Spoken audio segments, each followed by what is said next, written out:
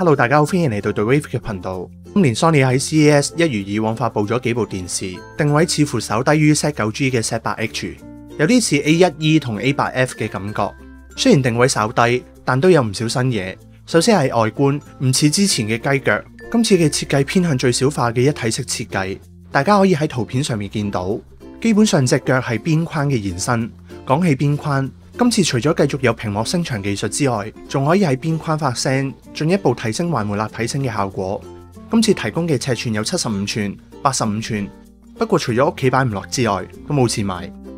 另外仲有 OLED 嘅高階產品 A8H、LCD 亦分別有 X9500H、X9000H、X8000H 可供選擇。跟住就係 PS5 嘅5大功能：3D 立體聲、震感回饋、超高速固態硬碟、硬件級嘅光線追蹤技術，同埋 4K 超高清藍光，可謂缺一不可。當中嘅光線追蹤，唔知道究竟係嚟自 AMD 定係 Nvidia 嘅呢？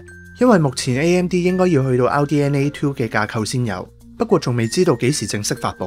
然後就係 Sony 喺 CES 2020嘅重頭戲 ，Sony 嘅電動車 Vision S。呢架車搭載咗大量嘅 Xmer CMOS， 用作自動駕駛、人面解鎖、後視鏡嘅功能。有一塊成架車咁闊嘅顯示屏，顯示行車狀態、左右側嘅影像以及大量嘅多媒體功能。另外，今次 CES 嘅重點產品我都冇錢買，唔好問我幾時開箱。好啦，今日嘅影片就去到咁多。如果你哋中意呢條影片，就得閒留言撳個 like， 訂閱 The Wave 去睇到更加多嘅相關影片，同埋打開影片更新提示。我哋下次再見啦，拜拜。